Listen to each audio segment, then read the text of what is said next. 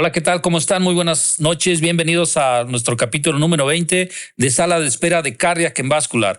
Pues nada más ni nada menos que hoy traemos a un gran amigo, nuestro amigo Neto González, el doctor Neto. ¿Cómo estás, amigo? Muy buenas noches. Hola, hola, estimado Nico. Oye, qué gusto estar aquí. Un saludo a la audiencia. Qué agradable espacio y qué agradable plática se avecina. Gracias, amigo. No, pues fíjate que pensamos en ti sobre todo porque nuestro programa justamente se trata de generar contenido para el público en general, para los médicos y para los pacientes. Y pues sabemos que eres uno de los oncólogos súper capacitados en la ciudad, de lo mejor y de los que más operan, ¿no, amigo? Bueno, sí, por ahí anda, por ahí anda. Tiene sus pros, tiene sus contras, tiene sus subidas, sus bajadas, sus aciertos y también de vez en cuando sus desaciertos, ¿eh? Como en todo, amigo, pero ¿sabes algo importante? Sabemos que estás muy inmerso en la cultura y nuestro programa también se trata de difundir cultura. Sabemos que eres un gran lector y también promovedor de la lectura, Es correcto, promotor sí. de la lectura. Me gusta la lectura, me gusta aprender de ella. Siempre abierto al aprendizaje, indiscutiblemente, ¿no? Fíjate que la lectura para mí es algo tan importante y me encantó la primera vez que vi tu publicación en las redes, ¿no? De la lectura. Dije, ¿por qué yo siempre he pensado algo de la lectura? Y te voy a hacer una pregunta. Tú eres un hombre de tantos años, para no echarte al contador, ¿no? Y de cuántos años. Pero cuando lees, cuando tú te inmerges, te metes a esa lectura, ¿de cuántos años consideras que puedes llegar a ser, amigo? Sí, pues es un tema creo que roza la sabiduría. Puedo ser de repente ese sabio que está a los 80, 90 años, pero también puedo ser un joven aventurero de 17, una persona de 30, 40, dependiendo de lo que se esté lee, pues la mente se transforma. Eh, Uno puede vivir una sola vida, que es la nuestra, o 1000 vidas en los libros. Así que sí, te transporta. Y yo insisto que la lectura rejuvenece. O al menos esa creencia tengo y me encanta vivir con ella. No, y es que además lo que dices es interesante. Por eso dije que no lo quería decir hasta que tú lo mencionaras, ¿no? Porque parte de mi concepto acerca de la lectura es que dejas de ser el hombre que eres y entonces puedes convertirte en 1000 hombres y también te puedes convertir en un hombre de 1000, 2000, 3000 años por toda esa sabiduría que adquieres a través de la lectura. Si te pones a leer una novela muy antigua, te trasladas a esos tiempos y entonces ves cómo pensaban esos seres humanos y ves cómo estamos pensando ahorita y a final de cuentas dices, pues yo ya no soy un hombre de 30, 40, 50 años. En ese momento estoy siendo un hombre con toda esa sabiduría de todo lo que pasó y el momento que está aquí. Y lo que me dice ahorita está impresionante. O sea, en la lectura tú puedes viajar y puedes ser un cazador, puedes ser un enamorado, puedes ser un apasionado, puedes ser un náufrago, puedes ser lo que quieras, puedes estar viajando en el espacio, puedes crear tu mente de lo que tú quieras hacer o lo que te guste leer, pero sobre todo que el escritor sea un buen escritor. Sí, ¿Qué opinas de eso? muy interesante el comentario. No lo había visto con esa mirada, pero me hace mucho sentido. Primero aclaramos lo de la edad. Tengo 57, quizá parezco como de 50, 38, amigo, pero 38. en realidad tengo la mentalidad de por el camino que voy llegar a los 110 años autosuficiente. Sexualmente activo también, pero sobre todo autosuficiente, ¿no? Quizá una o dos enfermedades crónicas, creo que es válido, controladas. Y sí, efectivamente, nos vamos al pasado.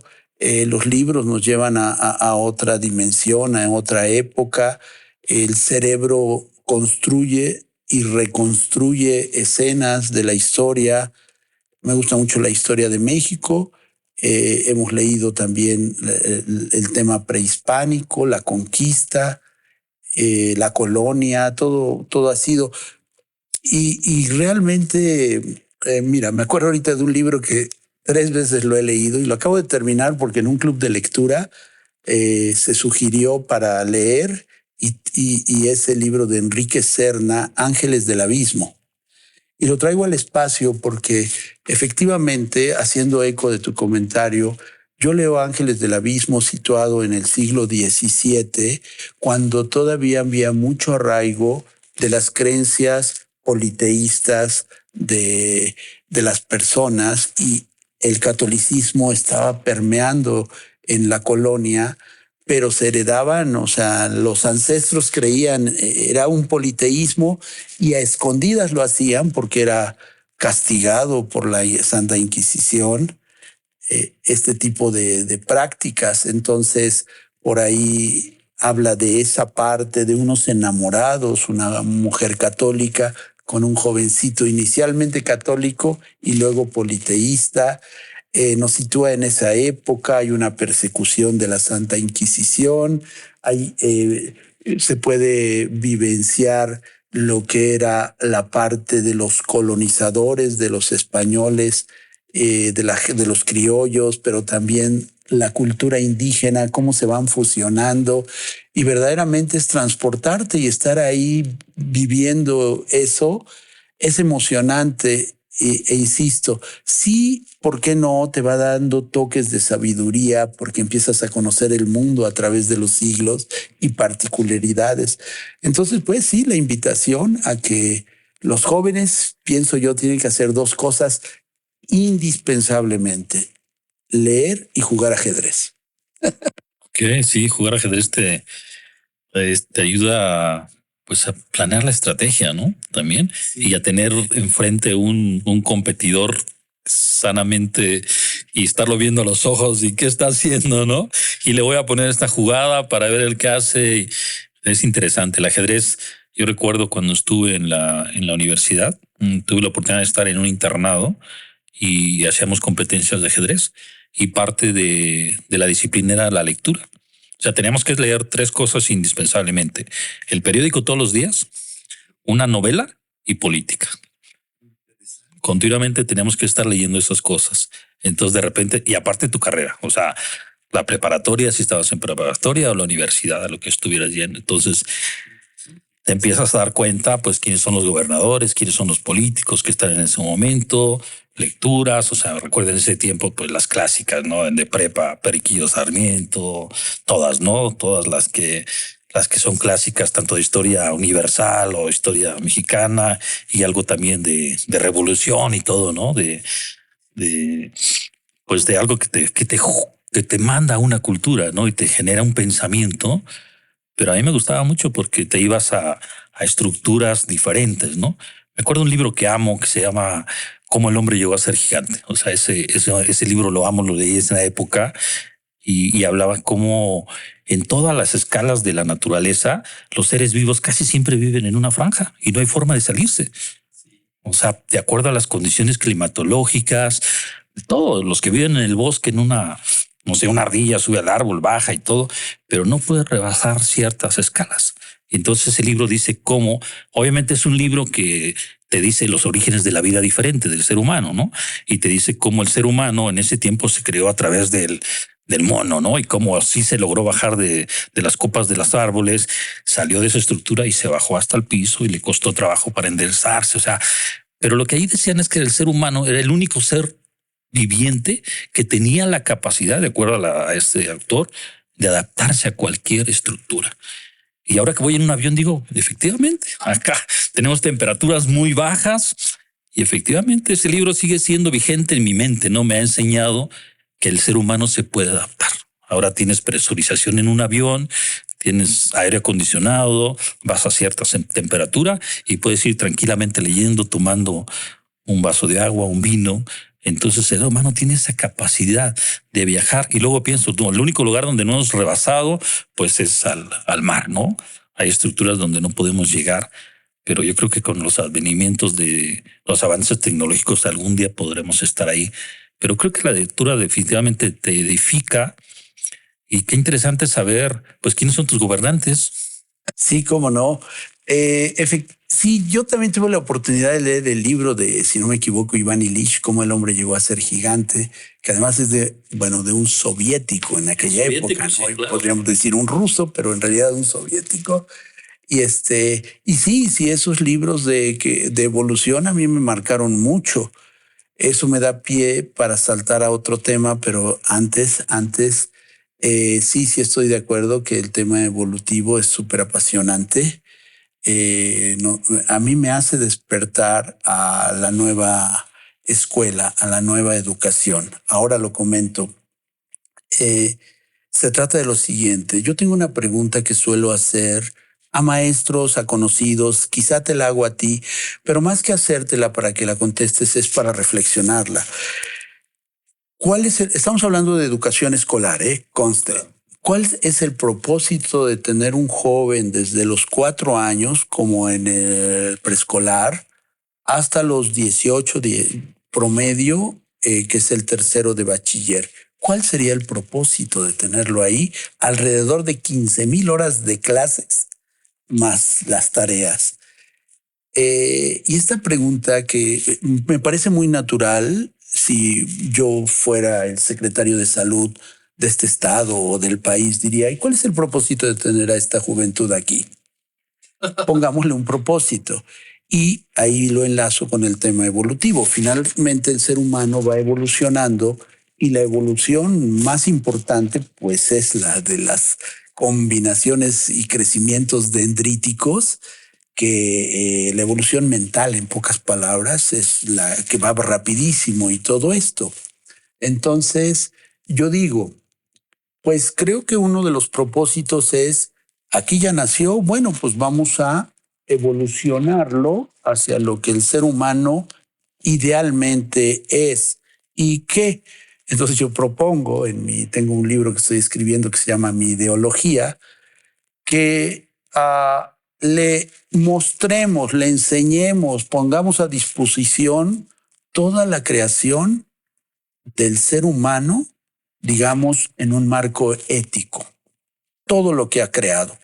Sí, como ciencia, como arte, como cultura, que a veces se imbrincan los términos, etcétera. Es decir, el niño debe ser sometido a una gran cantidad de obra pictórica, de monumentos, de arquitectura, de conocer ciudades. Bueno, no va a volar a ellas, pero las va a conocer en imágenes, en tercera dimensión. Va a jugar juegos que lo adentren en Venecia, en Florencia, en Roma y demás ciudades de cada país del mundo, en este caso las italianas. Eso lo va a vivir para conocer lo que ha creado el hombre en muchos sentidos. Y también va a conocer la historia porque hay toda una creación histórica, incluyendo las guerras, ¿no?, que son parte de lo que como que a lo mejor ha funcionado, pero en general ha funcionado poco, ¿no? Que el hombre está en guerra. Es todo un tema de discusión. Entonces, estos niñas se someten a toda esta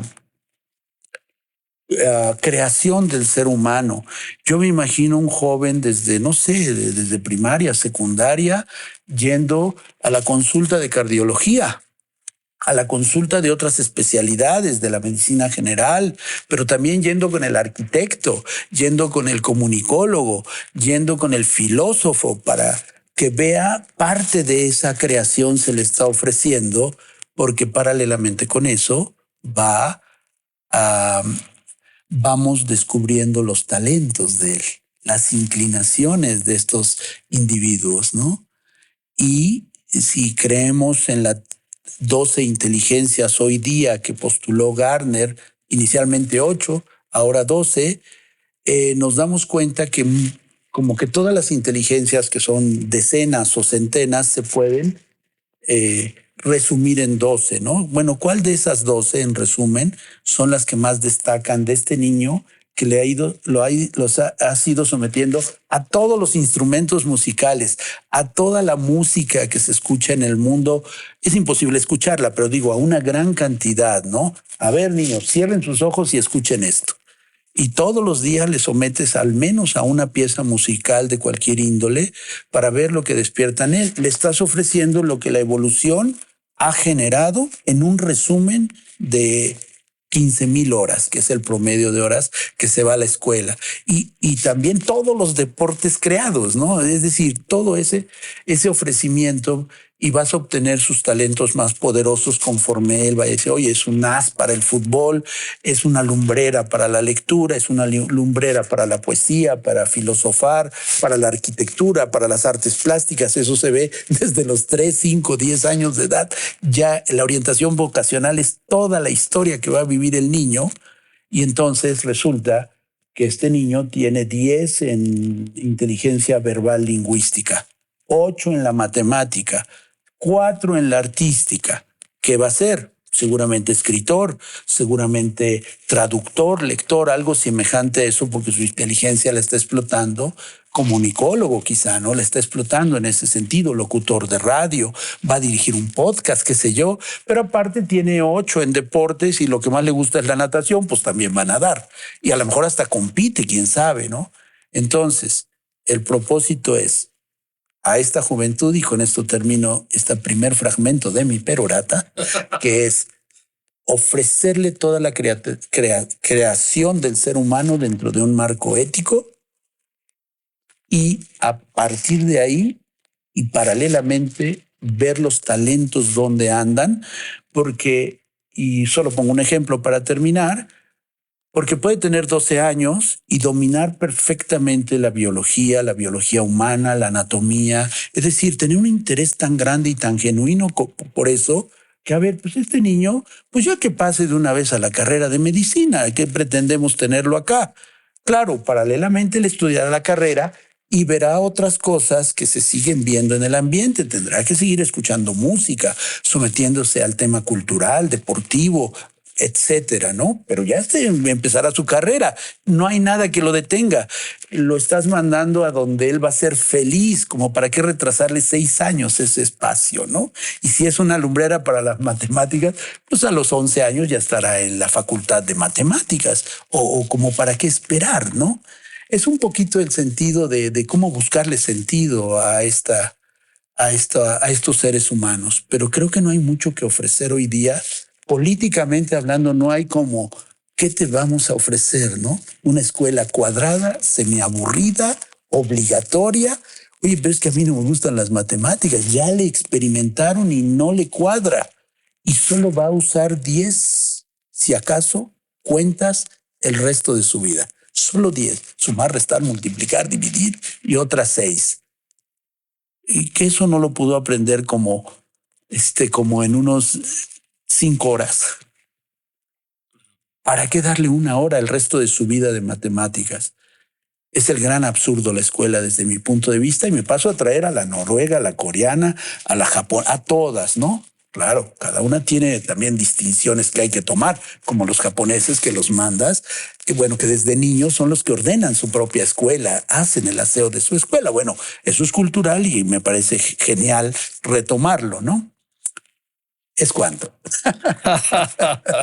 No, qué bueno, amigo. Te contestaste totalmente la pregunta. La pregunta que me hiciste. Fíjate que eso me lleva a mí. Lo primero que me hizo me trasladó a mi niñez. O sea, la pregunta que me hiciste me llevó ahí.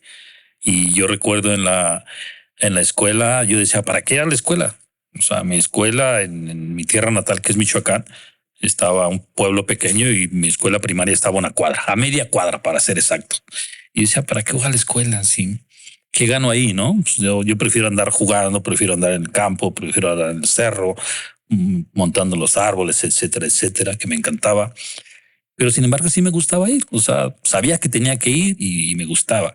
Y yo recuerdo que desde esa época lo que más me impactaba era la biología y la filosofía. O sea, era una parte de la que me gustaban mucho y parte de la historia. Eso me fascinaba y hasta la fecha me sigue gustando lo mismo, amigo. Me sigue gustando lo mismo, la filosofía, la historia y lo que es la biología, ¿no? Que lo enfoqué a la medicina. Pero tienes mucha razón. O sea, ¿qué hacía yo en la escuela? Ir y observar a mis maestros. O sea, los observaba, que me decían, me aburría. La verdad me aburría. Estaba acá, me hacía para allá. Y decía, ya, ¿para qué cambien de tema? Ya lo entendí, ya quiero otro, ¿no?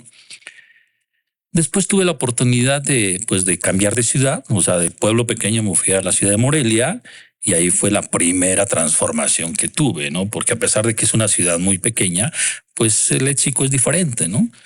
Entonces me empezaron a decir, esa palabra no se utiliza, eso no es correcto. Me caray. yo lo aprendí así. No, esa no es correcta. Tienes que aprender. Y fue cuando me metí más a la lectura y aprendes a palabras distintas, ¿no? Pero después que ya terminé la carrera, me acordé que muchas palabras sí son reales, o sea, son de la Real Academia Española. Entonces dije, pues sí existían. Lo que pasa es que en esa región no la sabían. Entonces dije, caray, ¿cómo está esto? ¿No? Pero ¿qué me gustó? Me gustó escuchar hablar a la gente mayor. Me encantaba. O sea, me encantaba estar. Mi abuelo tenía una tienda y me gustaba ir a la tienda para escuchar lo que platicaban las personas grandes. Me gustaba saber de sus experiencias, qué habían vivido, cómo habían nacido. Tú sabes, tomándose la cerveza en el pueblo, ¿no? Pero contando sus experiencias. Entonces ya desde ahí me involucraba en el pensamiento humano y parte de la experiencia. ¿Y qué viví? Pues eso, viví la posibilidad de entender lo que eran los egipcios, todo lo que era los persas, todo eso siempre me encantó mucho hasta la fecha. Y a la fecha sigo pensando lo mismo. Cada geografía de esos lugares tienen ciertas características hasta la fecha. Cómo empezó la Primera Guerra Mundial por un problema en esas zonas, ¿no? Cómo empezaron las cuestiones más religiosas en la zona de Holanda, un poquito más abajo en Bélgica, donde se cruzaba todo, los problemas con Francia, con Londres, y entonces te das cuenta que cada situación geográfica tiene sus características humanas. Y después tuve la oportunidad de ir a los Estados Unidos. Y entonces recuerdo que allá supe que había grupos dependiendo de las características que tuvieran de aprendizaje. Es decir, si unos chicos aprendían más rápido, los juntaban desde primaria. Si uno está aprendiendo un poquito más lento, los apartaban. Entonces empezaban a segmentar los grupos. En México, pues, todos juntos. Entonces unos aprenden muy rápido, unos son más visuales, otros son más de lectura. Entonces los grupos están muy heterogéneos. Están muy heterogéneos y eso te hace que no tengas un avance continuo. ¿Y qué pasa? La orientación vocacional pues no se da adecuadamente, porque entonces tú quieres que tu hijo sea médico cuando tu hijo tiene más características para ser un buen filósofo o un buen matemático, ¿no? Pero como tu papá fue médico, pues tienes la obligación de ser médico. Entonces me da mucho sentido eso que dices y también me lleva ahorita quizás qué opines de la escuela de la educación en Finlandia, ¿no? Donde dicen, ¿sabes qué? Para nosotros es muy importante que los estudiantes de primaria sepan interactuar con la gente. Y solamente tenemos ciertas horas de clase, no hay tarea. Parte de eso ir a un establo, a cortar el pasto, a convivir con los animales, a convivir con las personas, porque sabemos que quizás no todos lleguen a ser especialistas o ingenieros, pero sí queremos gente que sepa ser una buena persona o un nivel técnico. Entonces, ¿qué opinas de esa educación de Finlandia, amigo? Genial, genial, definitivamente genial. Primero voy a regresar un poquito porque tocaste la parte de el Periquillo Sarmiento de Fernández de Lizardi y cuando lo estabas diciendo, yo me imaginaba vivir el siglo XIX mexicano de voz de estos autores, de un Zarco, bueno, de un Altamirano, ¿no? Y su Zarco, pero sobre todo de los bandidos de Río Frío, de Manuel Paino, ¿no? Entonces ahí te vives el siglo XIX mexicano con estas novelas costumbristas y desnudas perfecto esa parte, ¿no? Me acordé de eso. Regreso al comentario. Definitivamente es no solo importante, es toral. Porque lo que yo no dije durante mi perorata, y ahora vas a aguantar la número 2, es lo siguiente. El tema de educación emocional. Eso es vital. De hecho, yo prefiero educación emocional que todo lo que dije, que se asemeja un poquito a lo que estamos viendo en Finlandia. De las 12 inteligencias que, bueno, de 8 crecieron a 12 que postuló Gardner, 5 de las 12, o sea, 5 de las 12 tienen que ver exactamente con el ser humano y su interacción con los demás. A saber, inteligencia intrapersonal, y ahí abarca un montón, como el mindfulness, por ejemplo, atención plena. la inteligencia interpersonal, que es lo que ahorita estamos haciendo, interactuando con otro ser humano, siendo feliz al platicar, aprendiendo, gozando y luego, bueno, aquí hay jóvenes que están haciendo esta edición, esta filmación y bueno, luego no sé si nos vayamos a echar una cervecita después, pero Después, bueno, claro eso que sí. dependerá, ¿no? Pero esa interacción es muy sana, muy bonita, ¿no? Y las otras tres inteligencias, la existencial, o sea, ¿para qué estoy aquí? ¿Quién soy? ¿Y qué hago aquí? ¿No?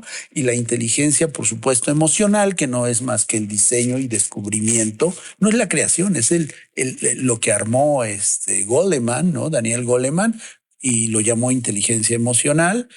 Y la última, imagínate qué nombre tan hermoso, inteligencia colaborativa. Esas 5 inteligencias hablan del ser humano y la interacción. 5 de las 12 tienen que ver con eso. Así que es indispensable que dentro de todo este rollo que eché hace rato y haciendo eco al comentario, a la pregunta, claro que es importante, pero más allá de ser importante es indispensable, porque el rollo que yo he hecho dice, cuando un joven cumple 18 años, requiere haber manejado ya en excelencia todos los problemas que tuvo en la casa de niño, ¿no? Es más, durante el tiempo en el que está, justamente porque se está promoviendo esta inteligencia emocional, esta introspección, se va a descubrir si el niño está sufriendo un tipo de abuso en casa, o fue abandonado, o fue ignorado, o está siendo sometido a bullying en su propia casa, etcétera, y en la escuela ni se diga. De hecho, eso desaparecería por naturaleza. Estamos promoviendo las 5 inteligencias que tienen que ver conmigo y la interacción con los demás. Entonces, sí, importantísimo. Entonces llega a los 18 años y ya manejó y se descubrió durante su estancia escolar si está siendo abusado, si está siendo golpeado, encadenado, etcétera, si sus papás están divorciados o no.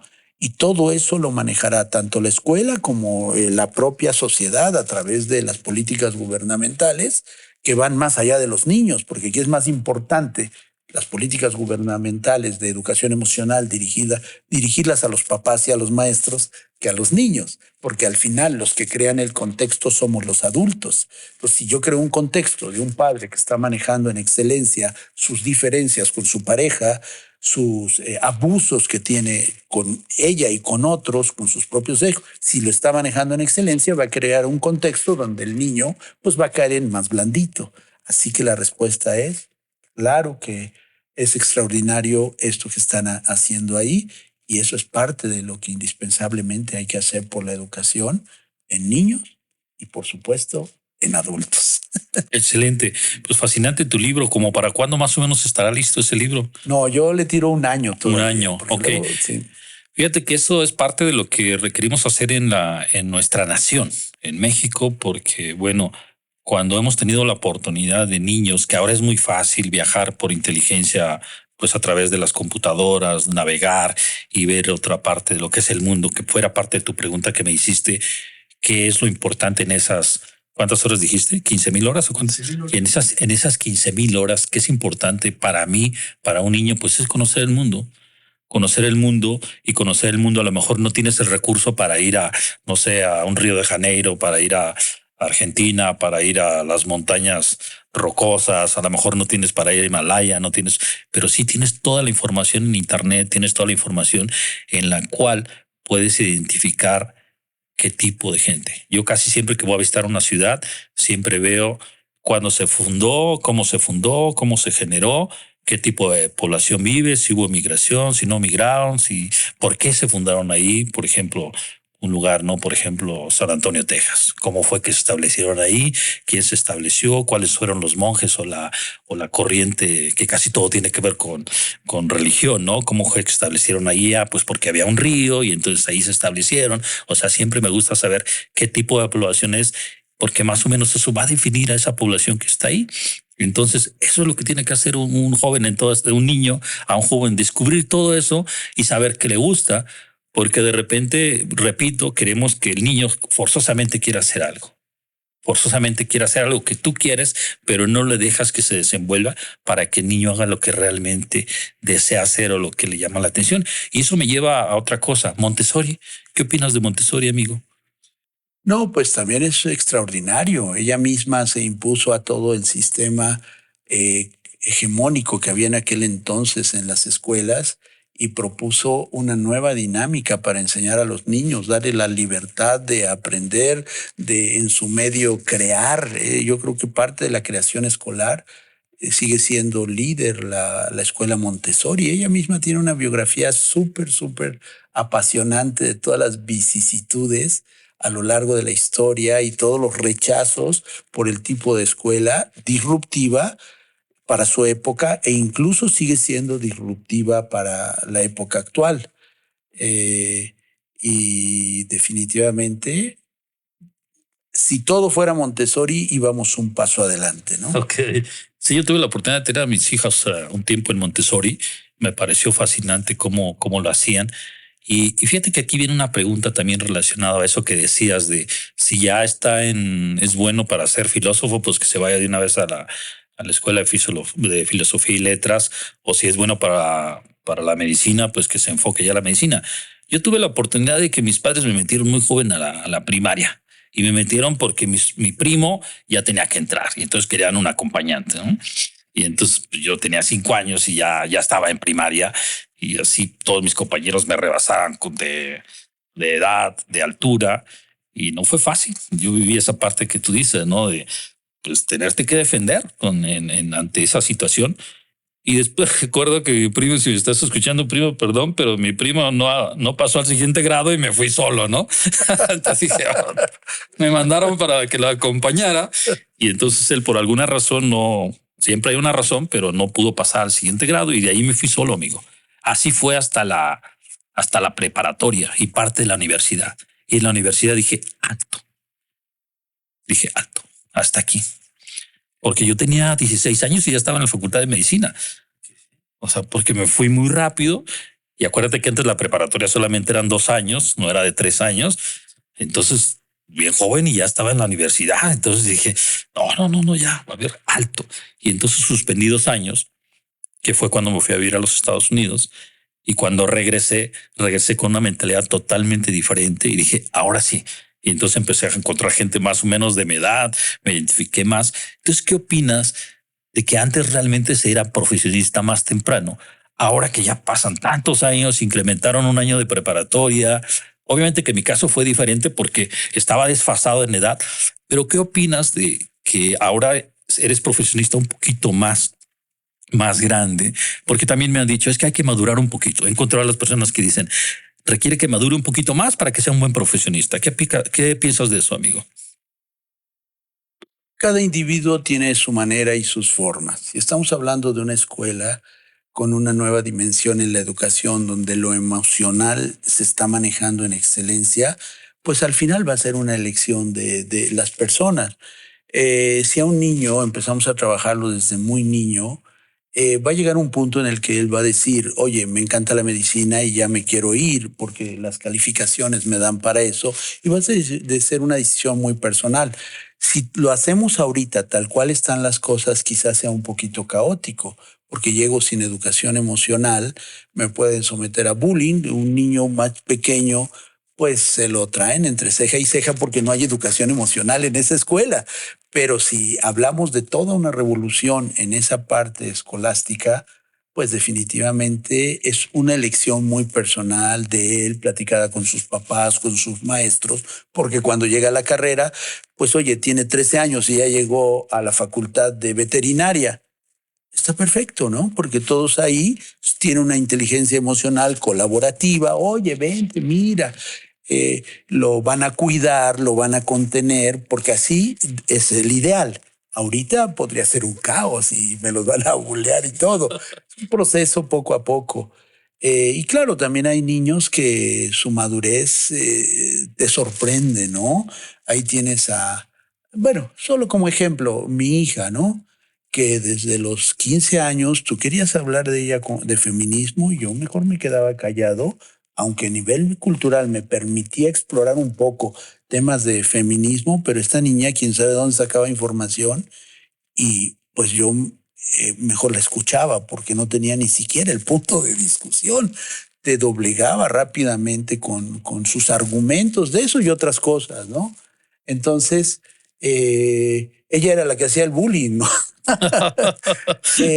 Entonces, pero creo que el correr mucho por la vida es muy bueno antes de entrar a la carrera, al menos actualmente, así como están las cosas actualmente. Yo mismo promoví que mi hija se estuviera en una estancia de un año en la India. Al final ella lo eligió, pues, pero a nosotros le impulsábamos para que hiciera este intercambio y vivir con 3 familias porque sabíamos que la mente se iba a transformar viviendo en una cultura que en la zona donde ella estuvo, 0 alcohol y 0 fumar. Estaba prohibido en ese estado eso, ¿no? Entonces, todos los jóvenes se divertían sin eso, ¿no? Entonces se demuestra que no es necesario para que convivan. Y fue feliz porque además bailó mucho y le gusta todo el tema plástico a ella. Y luego regresó y se aventó un año sabático. Ese año sabático exploró todo lo que a ella le gustaba en cuanto a este tipo de manualidades o cuestiones plásticas. Tuvo 2 talleres de barro, tuvo un taller de cerámica, de empastado de libros, de textiles. Aprendió algo de jardinería, a sembrar, sembró hasta maizal ahí en nuestro pequeño jardín, ¿no? Que dio mazorca y otras plantas también. Nos hacía comer fruta de la que se daba en la propia casa, porque es esa parte, ¿no?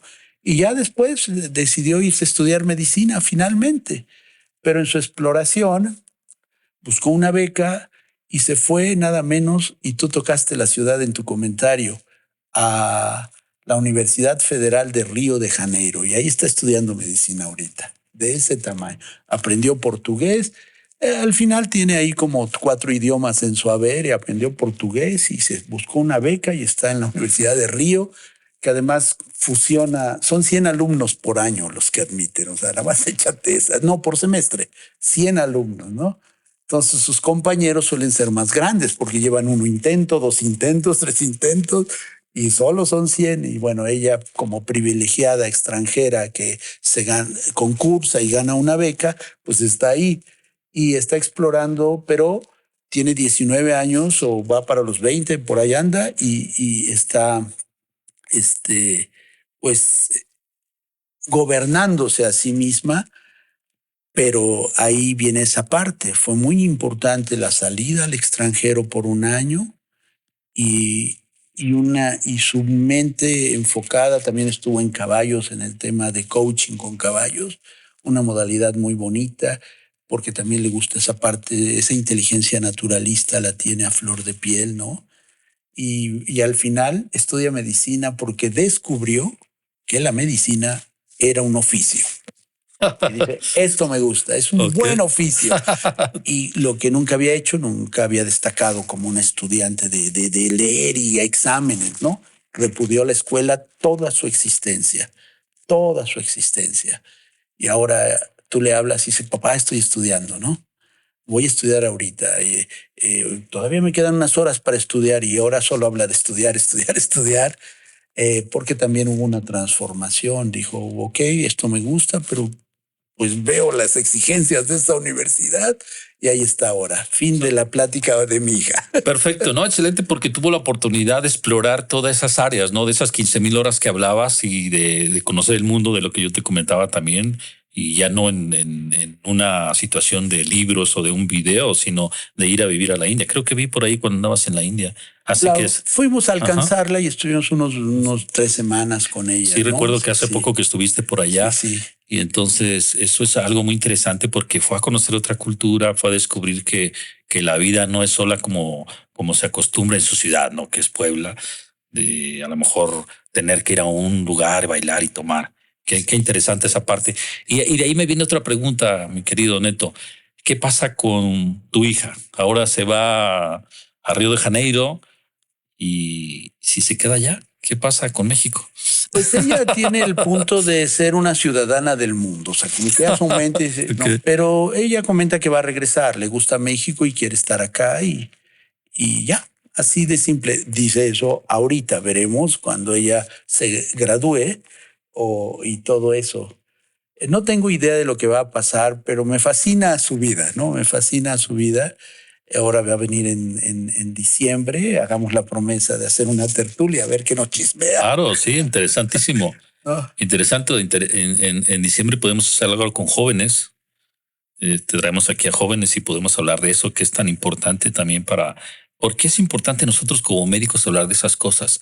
Porque cuando nosotros nos enfrentamos a un paciente, el paciente requiere sentir esa calidez, requiere sentir esa parte humana de alguien que ha estado en contacto con la naturaleza, con problemas, que ha vivido experiencias a través de los libros y obviamente también a través de personas, pero que la literatura nos ha llevado a eso, a saber que somos hombres de paso y que en ese tiempo podemos dejar una enseñanza, ¿no? Para la gente, pero la enseñanza la requiere en ese momento.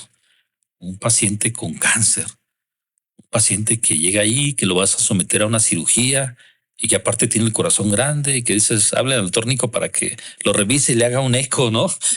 Y llego yo y encuentro la situación de los pacientes así, con la mente como qué está pasando, qué incertidumbre, y la parte de llegar con esa calidad humana y hacerle sentir al paciente que estás con él, ¿no? Con la familia.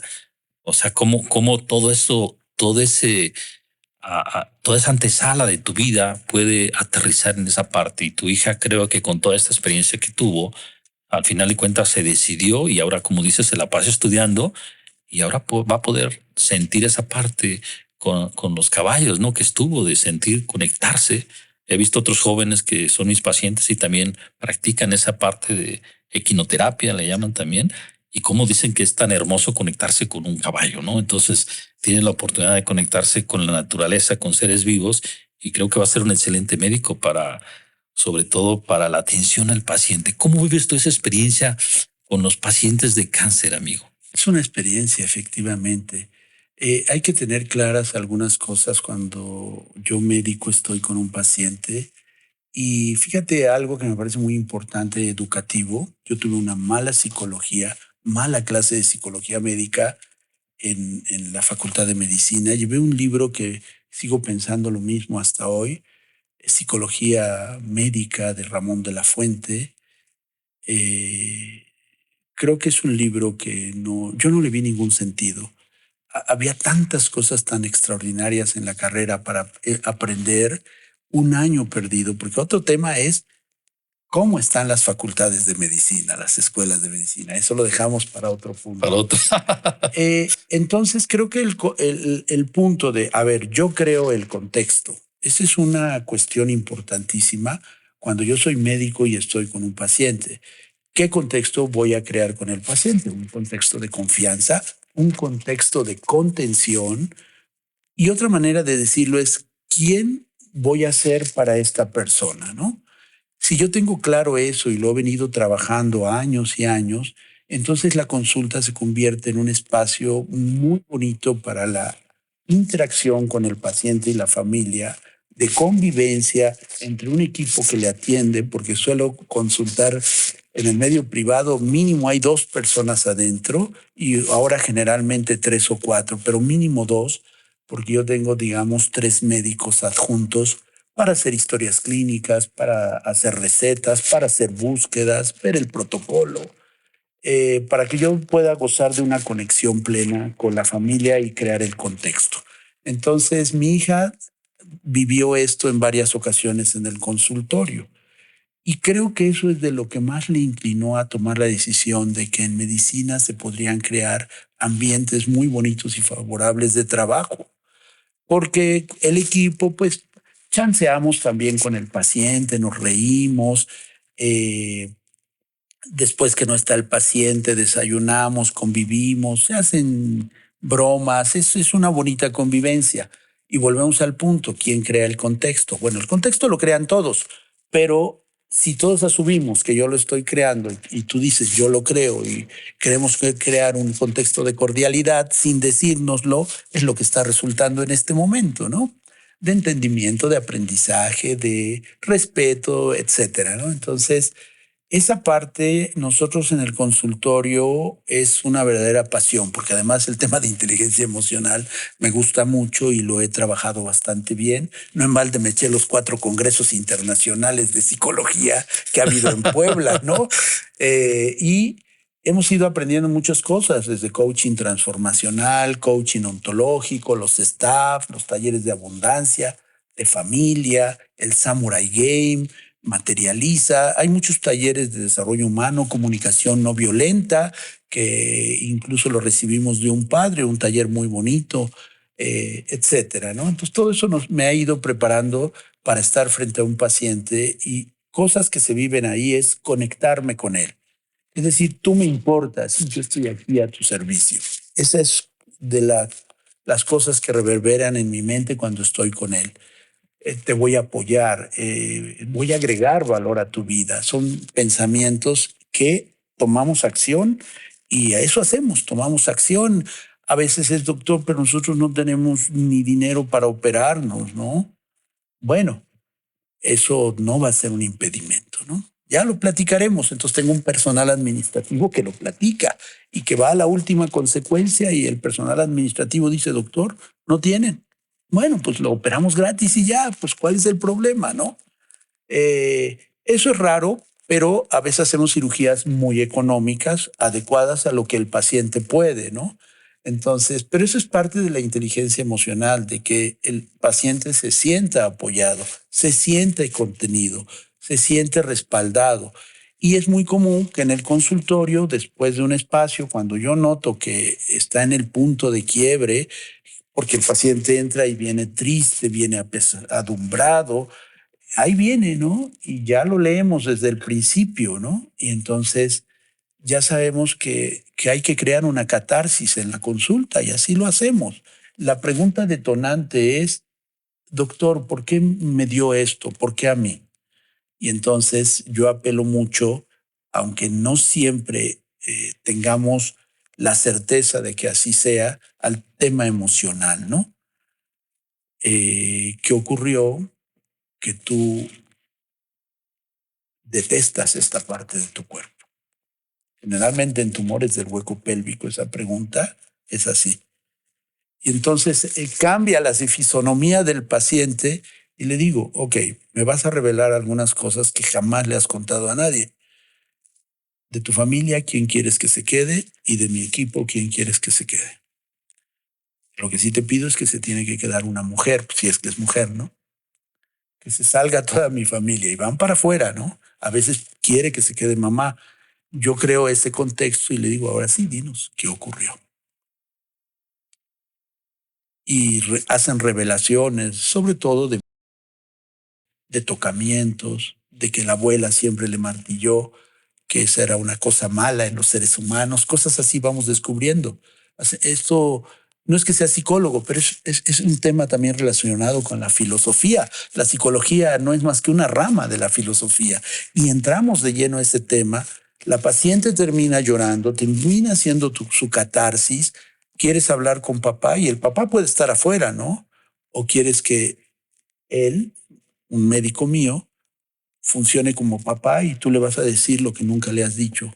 Y ahí le dice, tú lo viviste en coaching de alguna manera, yo uso esa herramienta, realmente la uso, no diario, pero sí por lo menos 2 o 3 veces a la semana. Se arma ahí una catarsis del tamaño del mundo.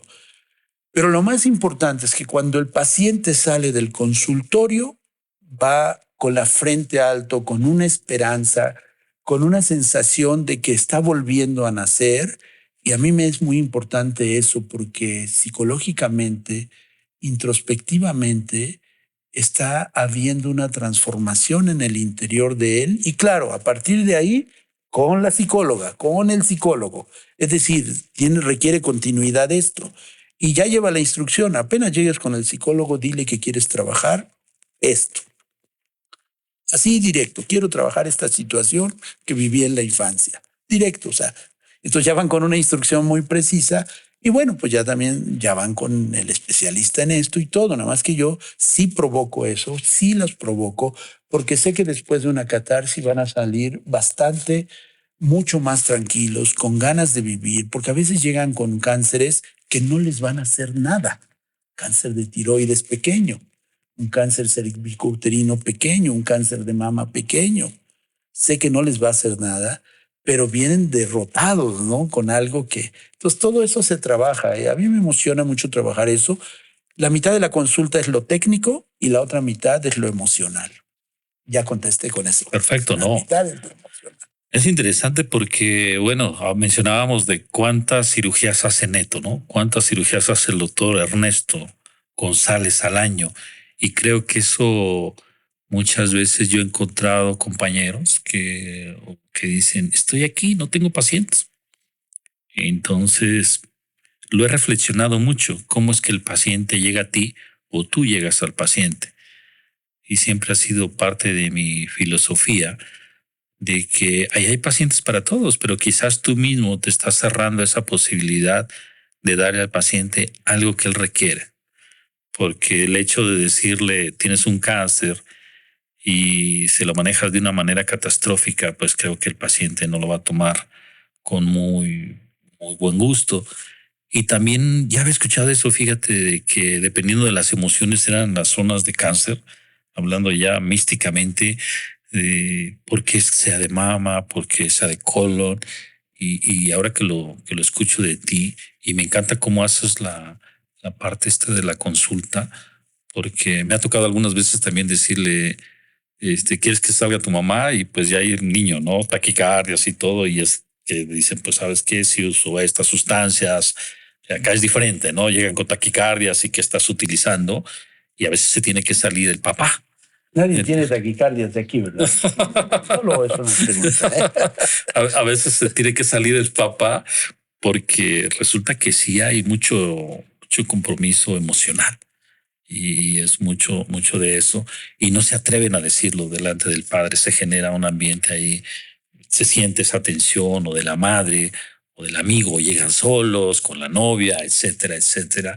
Pero creo que es parte del médico más que solamente ser un científico en el aspecto de conocimientos, de saber cuáles son las clasificaciones del cáncer, qué estadio está. Creo que también esa parte humana que haces, ¿no?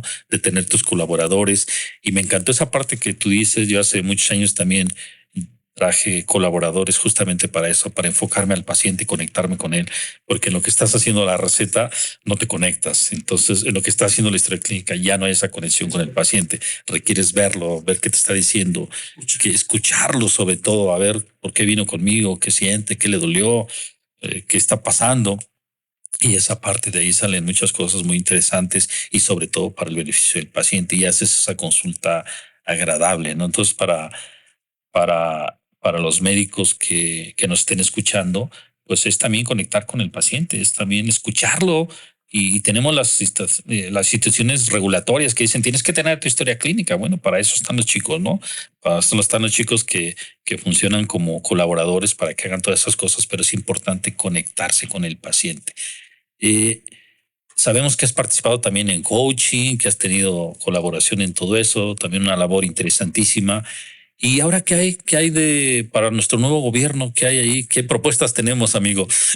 En coaching específicamente siempre he sido alumno. En últimas he sido apoyador. Nunca he sido coach.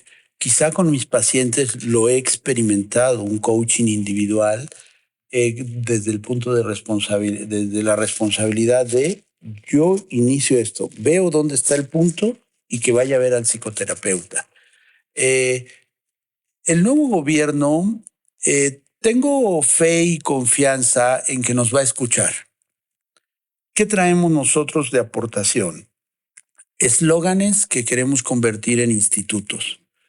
Tenemos algunos que son todos muy parecidos, solo cambia el porqué del eslogan. Hagamos de Puebla el estado insignia de la cultura y las artes. Hagamos de Puebla el estado líder de la lectura. Hagamos de Puebla el estado número 1 del ajedrez en América Latina. Ahí le queremos tirar a toda América Latina. Hagamos de Puebla el estado insignia de la... Aquí cambió el término, del bienestar emocional, ¿no? El número 1 en México. Ahora, ¿qué institutos queremos o vamos a permear con el gobierno? Porque sé que vamos a ser escuchados, sé que también hay un interés con este rollo de la transformación que también manejan ellos, aunque es una transformación muy diferente a la que yo concibo, ¿no? Pero finalmente el término coincide, transformación. Entonces, creo que es un buen momento para dar un gran salto en el Estado y vamos por el Instituto Estatal de Bienestar Emocional, que rija todo lo que es emociones en escuelas, en todo. Yo tengo una plática pendiente con el director de educación obligatoria y pues que va desde los inicios hasta la prepa y que tenemos algunos temas que hablar. La cita ya está ya está hecha y uno de ellos es el ajedrez, el otro es educación, bienestar emocional, que además el gobierno ya lo contempla, pero es muy poquitito lo que contempla. Y arte y cultura, y sobre todo uno que es algunos pilotos de educación disruptiva, que es de lo que he venido a hacer. Estos jóvenes de secundaria que van a iniciar en una escuela federal y va a utilizar el sistema disruptivo. Es decir, todos tienen 10, así que ya ni se preocupen ni de hacer exámenes ni de calificar. Vamos a dedicarnos a agregar valor y todo el rollo que dije sobre cómo evolucionarlos, ¿no? Más allá de las calificaciones. Obviamente requerimos el permiso de la SEP, de sus padres y todo eso, pero queremos permear escuelas pilotos disruptivas, en donde el toque emocional, de hecho, es la regla, ¿no? Incluso yo tengo algún protocolo de investigación para ese fin con el tema emocional. Si solo conferencias, alumnos y padres, si coaching, si es transformacional, si es ontológico o una combinación de talleres, etcétera, y luego ver el resultado un año después. ¿Qué ocurrió sometiéndoles a diversos instrumentos? Y otro instituto es el Instituto de Educación Ciudadana, tema más de educación civil. Otro es el Instituto de Desarrollo Regional, Local, Endógeno, Sostenible y Sustentable, donde cabe todo. Es decir, hay un doctor en desarrollo regional que ha escrito toda una serie de cosas que ahora un gran experto en planeación estratégica, está llevando todo eso de la manera en que los cánones marcan, pero eso de desarrollo local endógeno se refiere a que cada ciudad, cada población tiene sus particulares problemas que se requieren abordar diferente que la de la vecina, porque tiene un problema más grave en cuanto a agua y el otro tiene un problema más grave en cuanto a delincuencia juvenil. Entonces, todo lo que el gobierno no pueda resolver va para el Instituto de Desarrollo Local Endógeno. Entonces viene a quedar como anillo al dedo. Y eso es lo que se está trabajando desde hace un año, no es nuevo, para permearlo en el Plan Estatal de Desarrollo. Y por supuesto un instituto de planeación, estratégica, ¿no? Entonces son 4. Bueno, la de planeación estratégica es una oficina, no es un instituto. Pero esas 4 cosas estamos seguros que van a poder llegar al Plan Estatal de Desarrollo y formar parte de esto, porque quizá el gobernador no lo sabe, el futuro gobernador, pero si él hace de esto y dice, ¿sabes qué? Vamos por lo que están proponiendo y todas mis demás ideas, creo que ese es el camino para la presidencia en el futuro. Porque entonces el país va a voltear, oye, Puebla, el tema emocional, el tema turístico, no manches, Puebla en lectura, en ajedrez, qué bárbaros. Pues ahí el que se va a llevar los aplausos es el gobernador en cierta forma, o políticamente hablando. Entonces, creo que incluso es el camino para su presidencia, pero requiere trabajar duro y verdaderamente sentir en su interior que estas cosas son, sobre todo el tema emocional, importantísimos. Entonces vamos a estar ahí batallando. Mi bandera es, somos independientes, no buscamos ningún puesto en el gobierno, en ningún sentido. vamos por la vocación del altruismo, la filantropía, realmente haciéndolo de esa manera, sin buscar puestos ni mucho menos, para que también el gobierno no diga, ya vienen por un hueso. No, no, no, ese es el punto. Es verdaderamente llevar a cabo ideas, porque no son mis ideas, es la idea de un grupo de gente que nos hemos estado reuniendo por muchos meses para planear todo lo que aquí resumí en toda esta tercera perorata. Gracias, amigo. Sí, recuerdo cuando empezaste con ese proyecto. De hecho, me invitaste aquí al lugar donde lo están haciendo. Y qué bueno que ahorita ya llevas un gran avance al respecto. ¿Y tienes ya alguna estrategia de agenda, de fechas para poder exponer esto ante el gobernador? ¿Ya tienes algún, Sí, digamos, un plan de en esta fecha debe entrevistarme, este va a ser el número de mis colaboradores, vamos a ser independientes y más o menos para tal fecha tendremos que estar arrancando, porque esto va a tener que ver también, como dices, con permisos en la SEP y todo para poder empezar con estos programas. sí, el gobernador al tomar posesión tiene 100 días para presentar el proyecto, el Plan Estatal de Desarrollo. Nosotros pensamos participar durante el primer mes con todo esto que dije y muchas otras cosas, pero digamos que estas son las principales. No hay una fecha exacta, pero vaya, él tiene conocimiento de que existimos, de que estamos, de que no tenemos pretensiones. Yo he tenido oportunidad de entrevistarme pues en más de varias ocasiones con él. Soy el representante de los rotarios, de 102 clubes rotarios ante el Senado de la República. Así que yo lo conocí como presidente del Senado de la República antes de lanzarse por la gubernatura. Y él sabe que nosotros estamos permeando cosas que son importantes para la población de este estado y tenemos el espacio o lo podemos crear en el primer mes de su planeación para que realmente estas ideas, que además ya han sido entregadas en episodios también, en partes, pero el cuerpo principal todavía no. Así que tiene conocimiento y sí, cómo no, el primer mes de su mandato ya sabemos que nos vamos a reunir con él, solo es saber las fechas que él convenga y la manera en que se va a resumir, se va a presentar, de ahí la planeación estratégica. Nuestro planeador estratégico, que es un superdotado sinceramente en esa área, ha rediseñado de tal manera que es como se presentan este tipo de proyectos. Esa parte nos faltaba. Hacíamos nuestros pininos, pero en mi mente no entraba esa fórmula hasta que, digamos, el universo lo trajo. Claro, ¿qué hicimos? Pues hicimos, no sé, 40 reuniones en el año de toda índole o más, y al final él fue invitado por un invitado y dijo, oye Ernesto, es la primera vez que vengo, me fascina lo que llevan, y yo me ofrezco para Lo que te darle falta. el toque El toque de planificador. planificación, que es lo que te está. Wow. ¿A cambio de qué? De nada. Altruismo puro. Y así apareció en el espacio. Es decir, ahí estás, dale y dale, persevera y de repente se aparece. De repente estoy en este programa.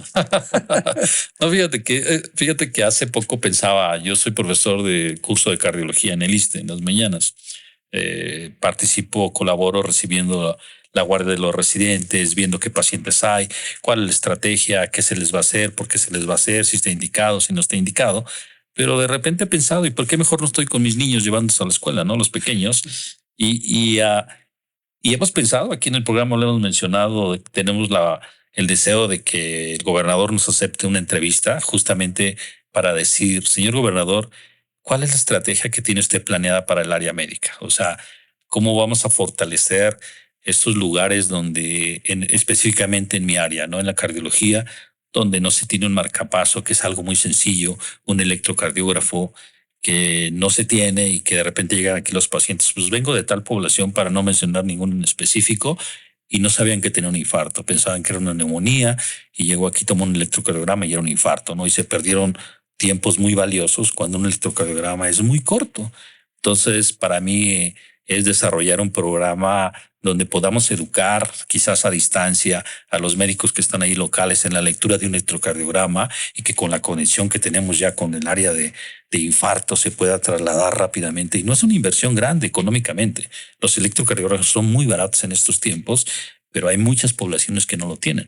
Y nosotros hemos tenido aquí en el programa el deseo de que nos acepte una entrevista para decir qué estrategias se pueden hacer para mejorar. Pero ahora que te escucho a ti, y te comentaba al principio que esto es lo que se genera aquí. O sea, ¿qué va a haber? ¿Qué vamos a platicar con Neto González? ¿No? Y veo yo a un hombre en el cual se está preocupando por la juventud, se está preocupando a un proyecto. Yo este proyecto lo veo a 10, 15, 20 años que va a empezar a dar frutos grandes, pero como grupos pilotos nos va a dar frutos inmediatos. Es decir, vamos a tener una proyección donde podemos decir en el estado de Puebla ya hicimos un grupo piloto en el cual tenemos una educación disruptiva y fue totalmente diferente y estos son los resultados. O sea, como un grupo piloto. ¿Y qué podemos tener a 10 años? Podemos a 10, 15 o 20 años podemos tener algo muy interesante en el cual Puebla se convierta en uno de los estados que están transformando la educación. ¿Y qué pasaría con Neto como oncólogo, ¿no? O sea, dónde quedó el doctor Neto? Entonces está preparándose Neto para una nueva etapa, ¿no? Una nueva etapa en su vida que siempre las has cultivado, pero dejar algo más que a lo mejor ya no solamente operar a un paciente, ¿no? Si una cultura para una población y que esto se puede ir replicando a otras ciudades. Esto me lleva a una ocasión que junté cardiólogos con angiólogos cuando yo fui presidente del Colegio de Cardiología, me decían, pero ¿cómo vas a juntar a cardiólogos con angiólogos? O sea, en enfermedad periférica y todo eso. Ustedes tranquilos, yo los reúno. Y recuerdo que fue un programa exitoso. Teníamos contemplados alrededor de 40 asistentes y llegaron 65. Tuvimos que jalar mesas externas. Aquí en un hotel cercano lo hicimos. Y ese programa se replicó en la República porque les gustó mucho el modelo de juntar a dos especialidades que a lo mejor estaban ahí rozando en quién hace una cosa y quién la hace otra, ¿no? Entonces, ¿qué va a pasar aquí cuando un médico se empieza a enfocar en cosas y te empiezas a meter en cosas de educación? Porque hay profesores que tienen maestrías, que tienen doctorados en esa área, ¿no? Y que están participando dentro de la Secretaría de Educación Pública y todo, pero viene un doctor, un oncólogo, el doctor Neto, que ha cultivado toda su vida con lectura y con todo lo que has hecho, y viene por una propuesta de transformación en la educación de los jóvenes, y no solo de los jóvenes, sino desde los pequeños. Entonces, cuando esos jóvenes que tienen ahorita 15, 5 años sean jóvenes de 16, 17, ¿cuál es la transformación que va a tener Puebla y cómo se puede replicar a otra parte? Qué interesante proyecto, verdaderamente felicidades por eso, porque te hace una proyección diferente para Puebla. Yo no soy poblano, ya lo dije hace rato, soy michoacano, pero soy muy regionalista. ¿Qué quiere decir? La ciudad donde vivo siempre me gusta apoyar a esa ciudad y ya llevo algunos años aquí en Puebla, entonces me pongo la camiseta de Puebla y qué interesante. Cuenta conmigo para lo que podamos hacer, para lo que podamos hacer para esa educación, Neto. Muchas gracias. Sí, en cuanto yo te escucho del tema de salud, poco toco ese tema, pero creo que la aportación que se podría hacer sería una convocatoria donde estuviera el gobernador, estuviera el secretario de Educación, de Salud y sus subsecretarios, y que se convocara a un grupo de médicos interesados en dar aportaciones de cómo solucionar problemáticas. Algunas son económicas, algunas son prácticas, algunas son de tomar acción de inmediato, etcétera, y que se expusieran varias ideas durante a lo mejor media hora, 5 minutos o 3 minutos cada intervención. Esta reunión, porque es una manera de hacerlo. El gobernador dice, oye, tienen un montón de ideas que son interesantes para agregar valor a este gobierno, pero más que al gobierno, por supuesto, es a la población, ¿no? Entonces, creo que a partir de ahora, todos aquellos médicos que de una manera altruista quieran cooperar para agregar valor a la gente, mantengamos esta comunicación una vez por semana. Sé que algunos médicos no van a venir todas las semanas, pero van a venir nuevos que van a jalar a otros y probablemente en 3 meses todas estas ideas entre secretarios, subsecretarios, arrojen una serie de programas. Tienen mi venia para hacerlo y 3 meses después, teniendo reuniones semanales, quincenales, me vuelvo a sentar para ver y, y ya tener concreto cuáles son esos programas que sí se pueden llevar a cabo, que podemos presupuestar, etcétera. Y yo les prometo que vamos a operar varios de ellos. Puede que no quepan todos, pero sí, de alguna manera, a lo mejor algunos los volvemos piloto porque no se pueden llevar a cabo en todos los lugares, etcétera. Yo bajo fondos del gobierno federal que hay para esto y por supuesto está el Banco Mundial y todas estas instancias que requerimos de ustedes. Esa es una manera de proceder que se me hace muy inteligente y que yo sé que el gobernador le sobra inteligencia para eso, pero justamente esa partecita de organizarlo y despegar es la que a veces no se puede aterrizar porque tienen 50,000 tareas que hacer para los próximos 5 meses. Entonces, no es que sea una promesa, pero me parece una idea que puede pulirse, madurar y veremos cómo anda el altruismo en los médicos en cuanto a una convocatoria en donde se piense en reestructurar la Secretaría de Salud a partir de programas prácticos pensados por una 50 o 20 de médicos que al final se van a quedar hasta el final para esto y van a ser los asesores de la Secretaría de Salud, que quizá no gocen de un sueldo, pero sí del reconocimiento de la sociedad, ¿no? Ellos trajeron estos programas, etcétera, etcétera, y a lo mejor también, ¿por qué no?, hasta una compensación en algún punto del gobierno. Pero hay que partir de esa simbiosis.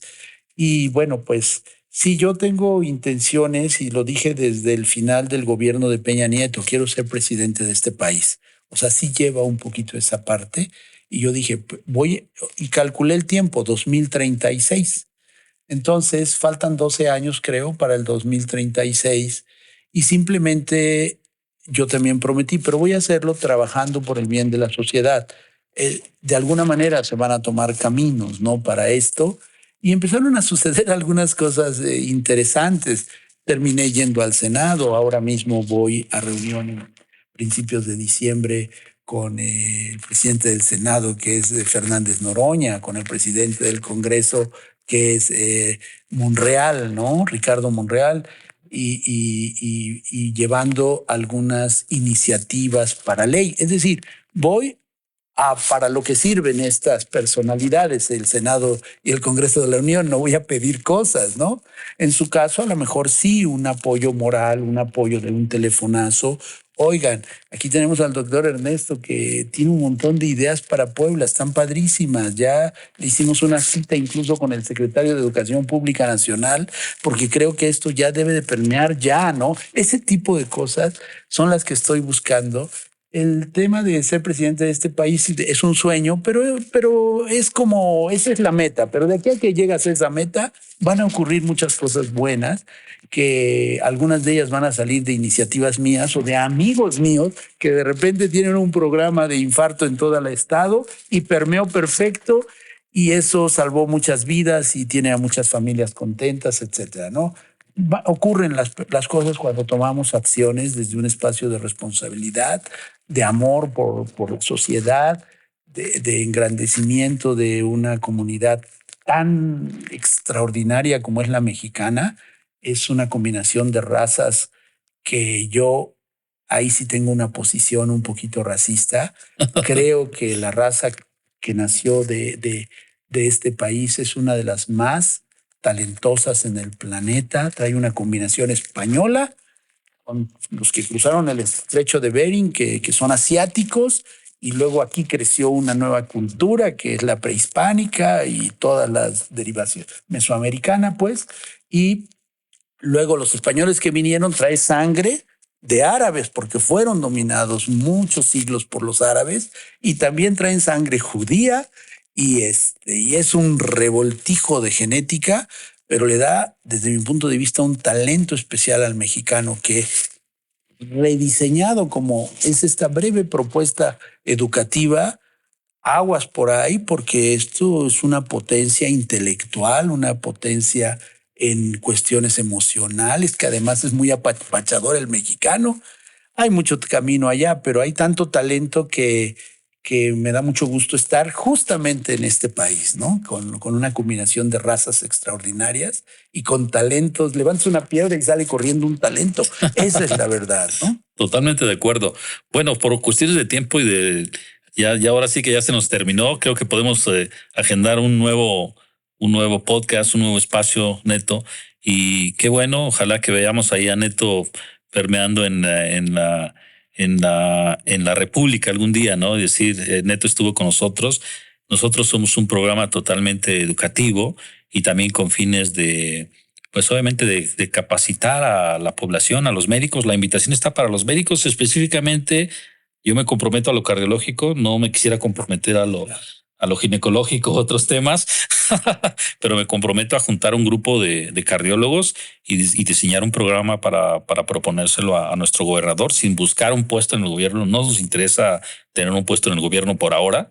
A lo mejor a un futuro sí nos interesa, pero ahorita no. Ahorita lo que nos interesa es generar esa salud, esa propuesta de salud para que también el Puebla brille, ¿no? Y que algún día podamos ser un ejemplo para nuestro país y también para el mundo, ¿no? Justamente coincido contigo en los talentos que hay de una población mexicana que nació de muchas razas y que generamos una cultura especial.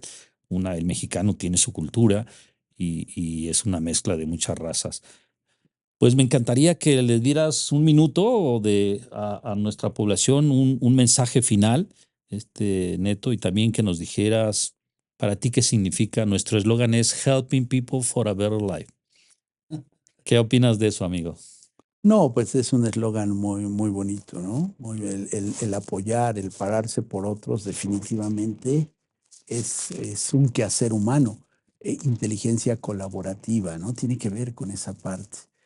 Eh, el mensaje es un foco importante en ti, en mí, en mi vida, pero bueno, refiriéndote a ti mismo en tu vida, es desarrollar lo que más puedas, educarte lo más que puedas, vamos a decirlo en una frase, en inteligencia emocional, para manejar temas de pareja, temas de familia, temas de amigos, reubicarte dentro de tu honestidad, reubicarte dentro de tu lealtad, reubicarte dentro de muchos valores muy interesantes como la pasión, el amor, etcétera, ¿no?